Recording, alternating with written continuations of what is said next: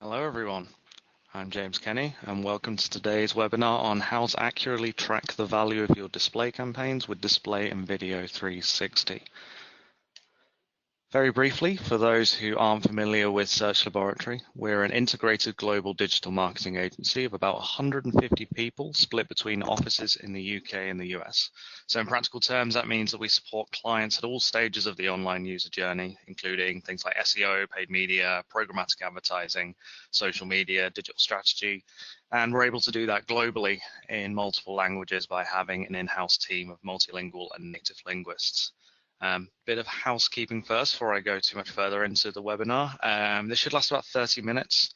If you do have any questions during the webinar, send them to us via the chat box on the right of your screen, and we'll spend a few minutes at the end of the presentation going through and answering any that you send us.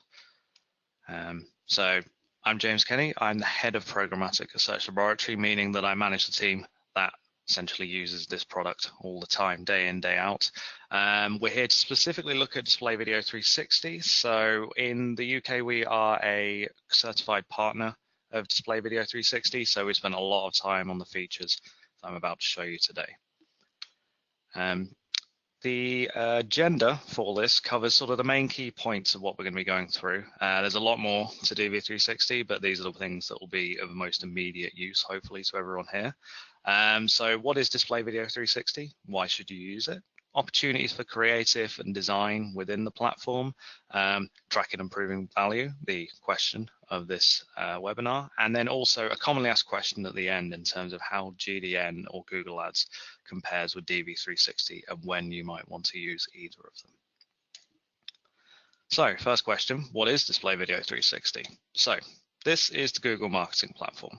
The Google Marketing Platform is the enterprise level of Google's marketing and advertising and analytics suite. So they have bottom level, they have sort of free analytics and Google Ads, and then this is the next step up. We are talking specifically about the highlighted Display and Video 360 part, which is part of the advertising arm along with Search Ads 360. But despite being only one section in this logo from Google, it actually covers 4 different elements of advertising. So display and video, as given by the name. Also native advertising and audio, all are managed within DV360. There's also a little bit of terminology to go through. So there are 2 types of ways you can buy inventory and buy ad space through Display Video 360 and display in general. First is open inventory, which you may have heard of as real-time bidding.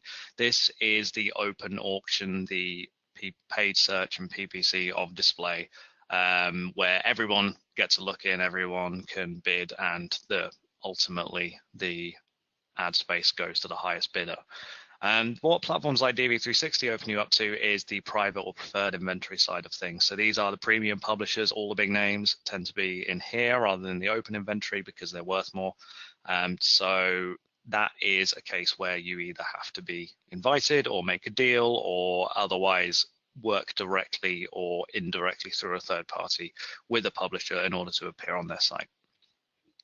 In terms of the targeting that's sort of loosely available through DV360 to cover the key areas, there's 5 main ones. The first one is your own data. So a big part of DV360 is using your own data in tandem with things like Analytics 360 to put together a very detailed targeting plan based on exactly who you want to be reaching, because you'll have already reached people similar to them. You can add to this audience list. So these are cookie lists of people based on survey data, behavioral data, demographic data, essentially anything that's trackable online. These are packaged up and then sold on either through Google or third parties. There's also contextual clues that DV360 can use. So as this is Google and they know everything about the web, they have conveniently categorized it in very detailed ways for people to target. Also, if you want something super specific, then text phrase matching is an option to run against content that is very specific to a brand or a term that you want to reach. On top of this, the environment, that is where the ad is showing in particular, or what situation the user is in. So that could be mobile, desktop, tablet, the usual, or it could be a specific mobile device or a particular speed. If you have a big ad and you only want it to run when people are going to be able to physically load it on their device, things like that all fall under this, and the detail of that is a major part of when sort of a detailed branding and display strategy. And then there's always other sources. DV360 is always updating, Google is always launching new things, and there's always other bits and pieces you can add in to these campaigns that varies from business to business. So that's a quick overview of what some of the key areas of display is. So why would you use display in Video 360? In my opinion, lots of reasons, but we've picked up 4 that matter most to most people. So audience data is the first one. That's then brand safety, premium deals and sort of direct buys from publishers, and then the opportunities that exist within creative. So starting with audience data, obviously I mentioned earlier that there's a lot of access through cookie lists to detail exactly who you want to be reaching. Google is, of course, a major source of this, and that's what you get through, say, if you run something in the GDN. But DV360 also has access to a number of other platforms. So all these names and many, many more, some of which you may recognize, some of which you may not, these are all data warehousing and data analysis companies, and they exist to track and watch and understand people across the web.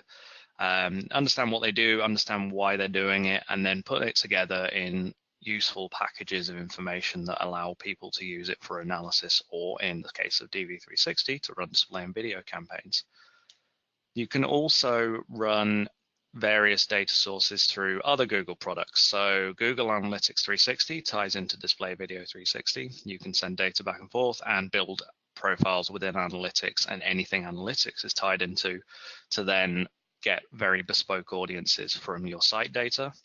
If you have Search Ads 360 running your PPC campaigns, then you can run activity based on what people are doing on paid search. And then finally, Floodlight. Floodlight is the name for the Google marketing platform, or rather DV360 and Search Ads 360's method of tracking and retargeting people. So that is the case, as with many other things, of putting tags on your site or on properties you own, and then tracking people who visit those properties.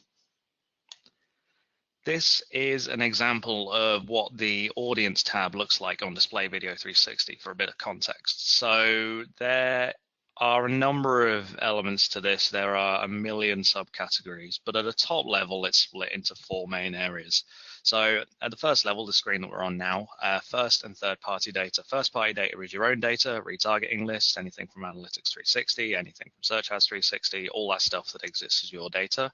And third party is data that's outside of you or Google. So all of those third party providers that were on an earlier slide, all of those form in here, and they get very specific. You can see here I searched Walmart here, and then people who shopped at a Walmart Supercenter in the last 4 weeks is an option in this list, for example. And depending on where you get the data from and depending on what you want to achieve, that can get very specific if there's enough people to justify having an audience for it. Affinity and in-market audiences are Google's equivalent of this. They are sometimes more general, but they are also a lot more accurate in many ways because, after all, this is Google. So in this case, affinity audiences are audiences that have shown a general long-term interest in a topic, and in-market are people who have actively been, in the last 30 days, engaging in that subject and would show perhaps a willingness to buy or engage with your brand if it is relevant to you. And then there's custom lists. Custom lists work alongside the affinity and in-market audiences to put together something essentially bespoke to your business. So if you put together a list of keywords and a list of URLs and you give it to Google, Google will go away and find people who engage with those keywords and engage with those URLs, and will then turn that into a machine learning audience for you that will keep going. The final one on there, which I don't have a screen for, is frequency cap audiences. So this isn't a type of audience in particular, this is a methodology of targeting them. So one thing that is an issue in display for a lot of people is how often ads show, and making sure that your brand doesn't get seen as a nuisance by people. And a big part of that is this frequency cap audience, which is basically a method of tying together specific groups of people and how often you want them to show them ads and when you want to show them ads. And you can put that together as one big audience that when you target it, you can guarantee that they'll only see so many ads, and ultimately you won't be spamming and annoying them. So you choose your target, your area that you want to sort of try and target, and then you basically at this point start searching for things that you want to target. So this list goes on for a very long time, and there's many different variations on it. I would also search Walmart, any other stores or any other words would feature in here somewhere.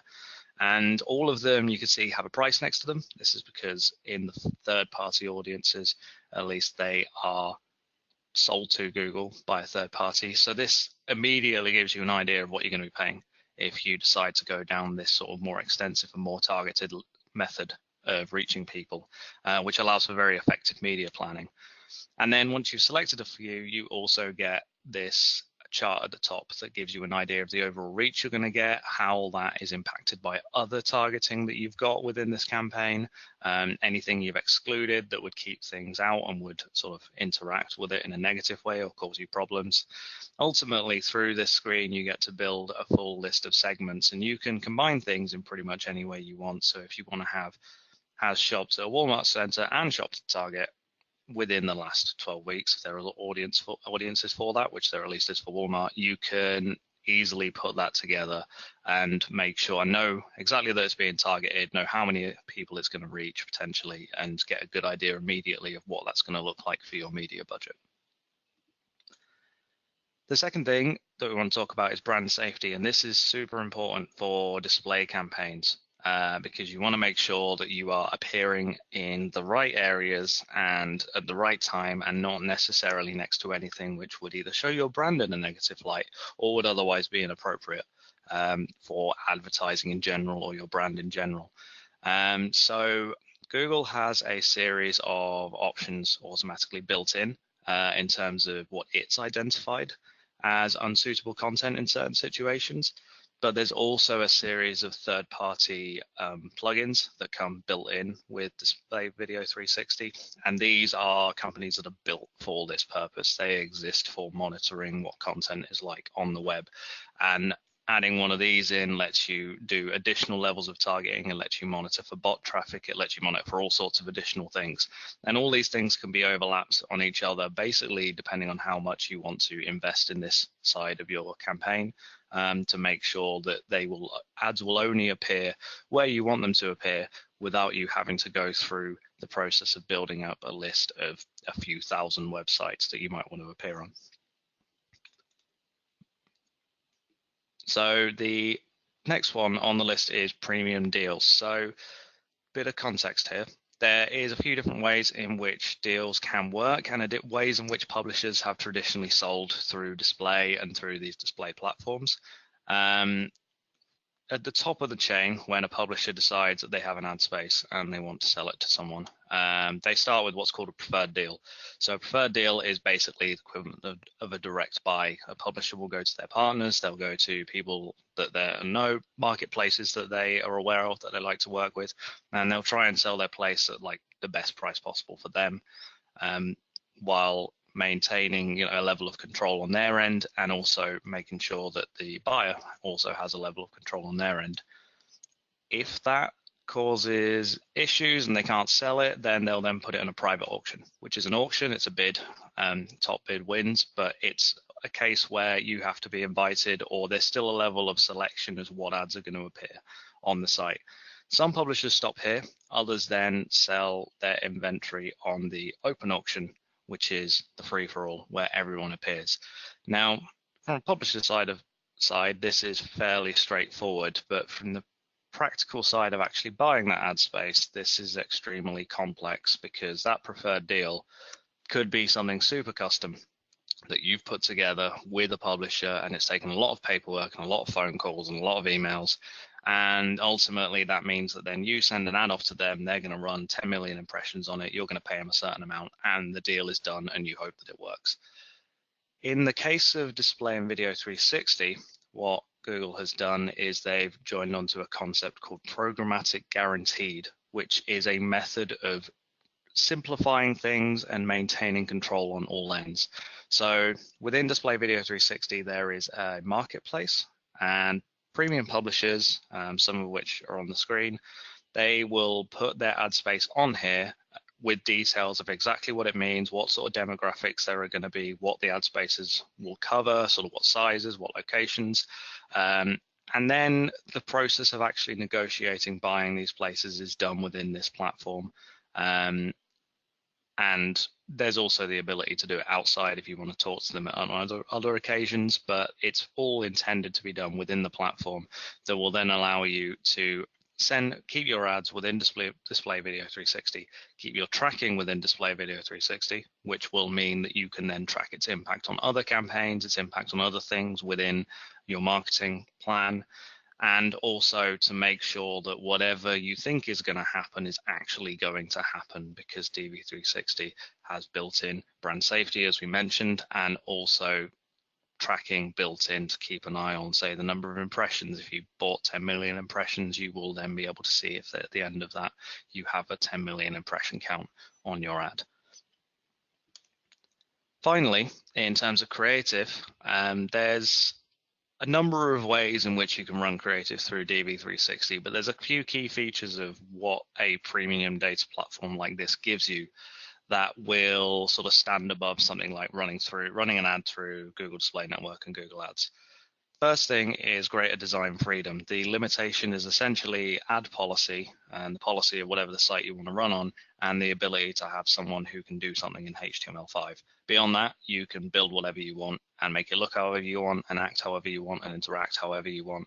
And through that, you can also manage larger file sizes for the bigger ads, more supported formats such as embedding videos in ads, and ads that will stretch out across the screen if they're opened, and sort of features that you can't necessarily get in other platforms that are built sort of like Creo or Google Ads. And that ultimately means more opportunity for you to showcase your brand and build a full brand campaign that can really build something for you in the future. To go into this in a bit more detail, I wanted to show you what that might look like building it, because one big element of everything I just said was that sounds great, but it takes a lot of time to do. Designers take time and money to get things done, and then you need to find the people who know how to do HTML5, and it gets quite complicated. But with Display Video 360, you don't actually have to know that much. You just have to have the designs and the ideas that you want to achieve. So this is the format gallery. So there are a lot of built-in templates of very, very exciting and extensive ads that you can run, not just simply images, but videos, embedded activity, activity that sort of results in the ad expanding across the screen. And you can do that with sort of this drag and drop format. So say we take the cue card over here. This will be an ad that sort of scans down the page a bit and will flip up through different slides to create sort of an animated end result without it being too difficult on the eye.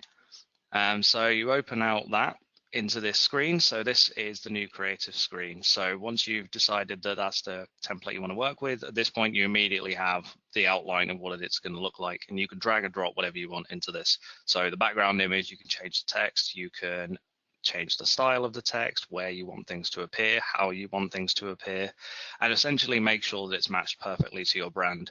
All you really need is an image of the appropriate size and the actual words you want to say. And with only an image and some text and an idea of what font you want to use for your brand, you can very quickly come up with something like this. This can all be built within platform, as long as that image at the back is something that you have. But at the same time, you can also then pass this on to a designer and they can tweak it. They can export it into a different product called Google Web Designer or other products, and they can make it exactly yours, exactly what you want it to achieve. For those who have something already in mind, who know exactly what it is they want to run, or they already have the ads they want to run, there are a few other options as well. You're not limited to just the templates. You still have freedom in what you want to run. So you can run through Campaign Manager and Studio, which are some additional platforms within the Google Marketing Platform, which essentially manage the creation and serving of ads. And then, as mentioned earlier, you have Google Web Designer, which is Google's own design product for building ads, which contains all of the different templates that exist within DV360, as well as some others that you can then use, and essentially gives you the freedom to build and adjust as you wish. And if you have something built entirely and it's built elsewhere, there are always ad tags, which are essentially which will link to your creative wherever it exists elsewhere on the web. And with all of these options, you still get full ability of tracking what's going on, full ability to target as you wish. The only thing is, where do the files live? So you've got your audience, you've got your brand safety set up, you've got all your deals that you want to run set up, and you've got yourself a creative and your campaign is running. The question at this point is, what do you do to prove the value of that?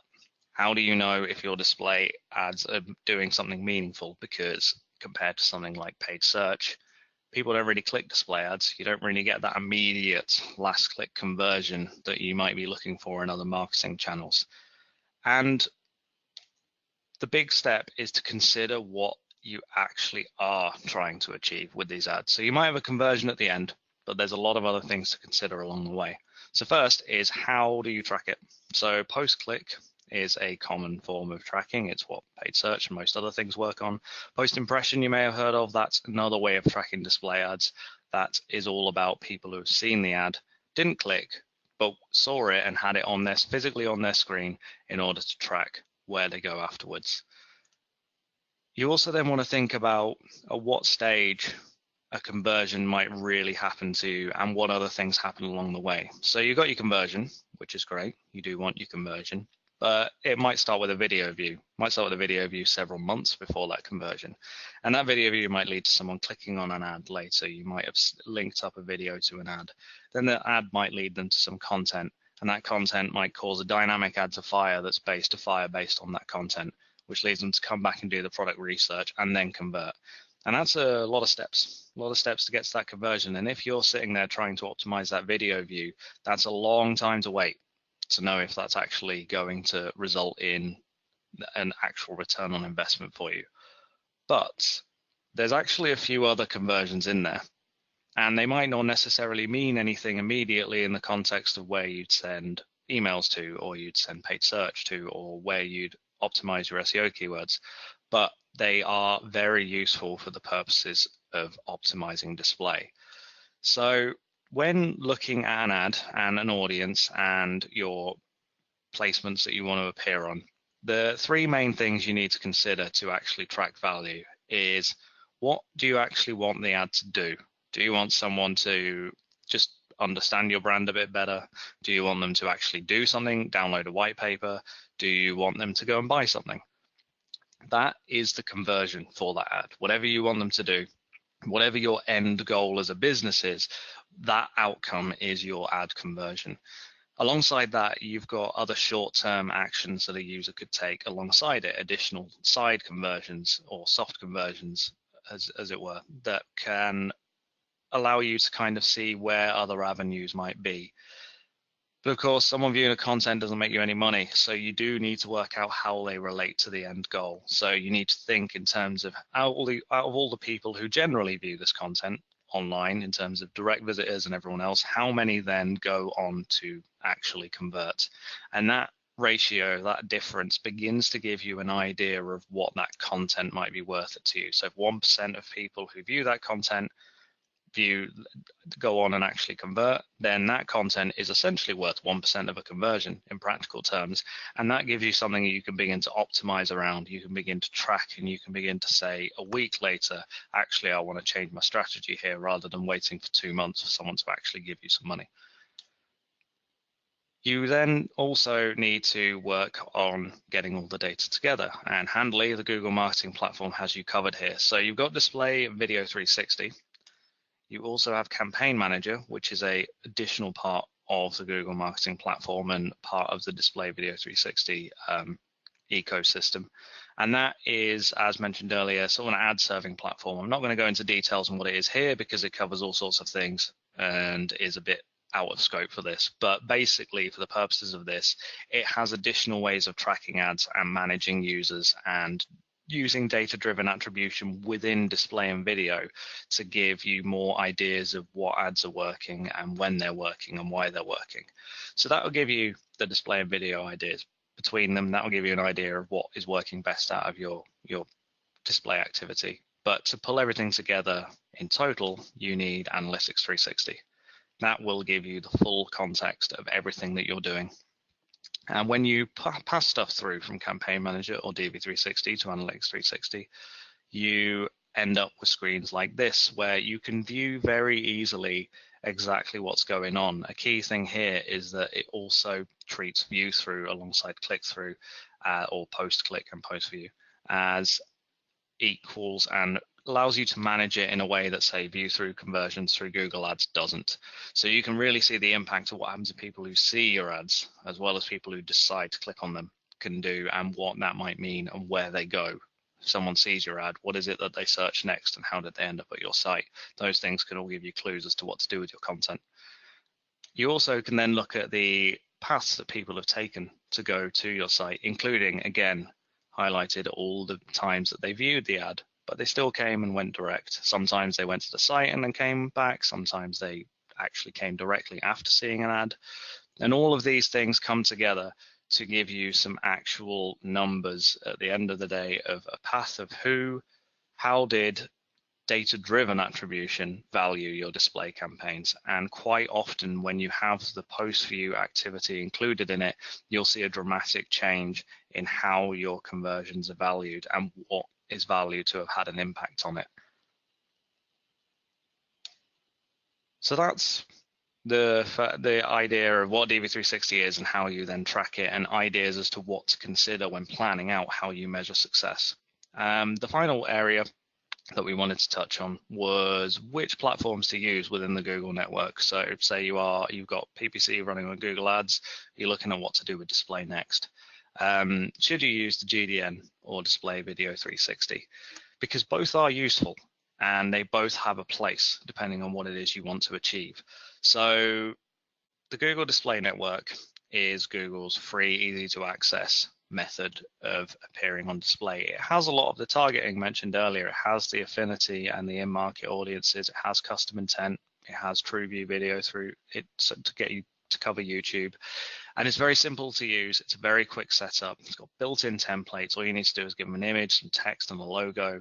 And it's very good at getting those lower funnel clicks, people who have already been to the site or are very, very close to making a decision, getting them to take immediate action, click on an ad that's offering them a deal or something that they want, and getting immediate actions off the back of it. Where it falls apart a little is in terms of when you want to do anything more complicated than that. The responsive ads that are built in are managed on Google's end. You give them the things that they need to make it work, but beyond that, you don't get to choose what they look like. There is support for templates and specific designs, but the opportunities there are still a lot more limited and more complicated to make. So ultimately, it's something that you want to run if you have a smaller budget, you're running lower funnel retargeting, you're really just focused on the clicks. You're not looking at the long-term branding strategy at this stage. If that happens, if the budgets ramp up, if you have more activity you want to run, if you want to introduce native or audio or more of everything that DV360 offers, that's when you want to start looking at that platform. So you can build what you want creatively. You can reach all the publications that are available through the major exchanges, a lot of which will not be available through the GDN because they honestly don't want to sell that cheaply on that network. You also get a lot more opportunities to do acquisition activity and get people to engage with your brand earlier on. And ultimately, you get many, many levers to pull. The difference is it takes effort. The platform is not designed to be as user-friendly because you need to have the freedom to tweak every dial that you want to tweak. And it's ultimately then best for larger budget branding, things where those small tweaks are going to make a major difference to a budget. That's when you want to start looking at using DV360. So as a brief summary to the question of how do you track value, we've covered a few ideas of what value is. We've covered sort of the value of the targeting that's available and the opportunities that are available to you. We've covered the value of how you track conversions and what they mean to you and what it is that you should be doing situationally based on your marketing plans. So when it comes to tracking the value, you want to do a few things. You want to think about the audiences and creators that you want to target, and then you want to think about how you want to target them. There are a lot of options. There are so many options, and you want to make sure that you come in with an idea of what it is that you want to achieve to start with, or at the very least a testing plan. You also want to consider what you actually need to do. If you have a tiny retargeting budget, is it worth investing all that time in DV360? You also want to then track desired actions as well as conversions on creatives, and then finally leverage the Google marketing platform, leverage the different GA opportunities that exist to get an idea of the full picture.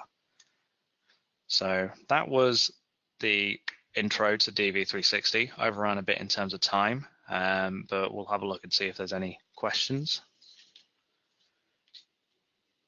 So one of them is having GA360 necessary to show the full value of your display? Yes, essentially. In short, to show the full value of display, you need an analytics platform that will give you an idea of how it's impacted everything else. And DV360 plugs directly into Analytics 360, gives you a full view of what's going on and gives you a full idea of how it impacts things like emails and other stuff. That said, there are some abilities to use data-driven attribution through the DV360 campaign manager relationship, but that ultimately will only really tell you how are your display campaigns affecting your other display campaigns, or maybe how they're affecting your search campaigns if you're using Search Ads 360 as well. But to get the full view, you need GA360. One of the other ones is, what does running display through DV360 cost? It has generally depended on the contract that you sign, but generally speaking, the platform fee essentially is 15%. But that's in the context of considering that something like Google Ads, the platform fee is in effective terms 100%, because Google controls the whole ecosystem there. With Display Video 360, you're interacting with a lot of different businesses, a lot of different companies, a lot of different data sources that aren't all Google. So you can very easily pull reports that show exactly where all the fees go, but ultimately the whole thing is baked into the bid. So if you're bidding $10, that $10 will include all the fees, it will include the platform fee, it'll include everything that you want to do, and that's how you should consider your media plan. Just as in the same way, when you run a campaign in Google Ads, you're not thinking about what the running cost to Google is of actually running an ad and what money they're taking. You're just thinking of that's the bid that you need to pay. Another question is, what if I want to use the GDM for lower funnel and DV360 for upper funnel? How would that work? Quite well in some cases. We've done it before and it can work, because GDN ultimately does have that click focus and that action focus, whereas Display Video 360 is more about quality of impression and location and user. In those cases, that's when you really do need something like Analytics 360 to tie it all together, to pass audiences between the two. But as long as you set a clear goal of what GDM would achieve and what DV360 is going to achieve, and clear budgets for each of them, you can very easily have a big branding campaign running on DV360 that then gets tracked through Analytics, that then builds audiences, that gets sent back to Google Ads, that then run some simpler ads that are just designed to bring people back or remind them that you exist, or get them to take advantage of a new sale or a new deal that's going on that they might have missed the last time they visited. So that's all the time we have for today. I hope that was useful for everyone. If any other questions do arise, then our contact details are here. We can be reached through inquiries@searchlaboratory.com. and we'll be happy to help you with anything else that's occurred to you or anything else that you might need to know. Otherwise, hope this was useful to you. Hope it was a good overview of Display Video 360, and hope everyone has a nice day.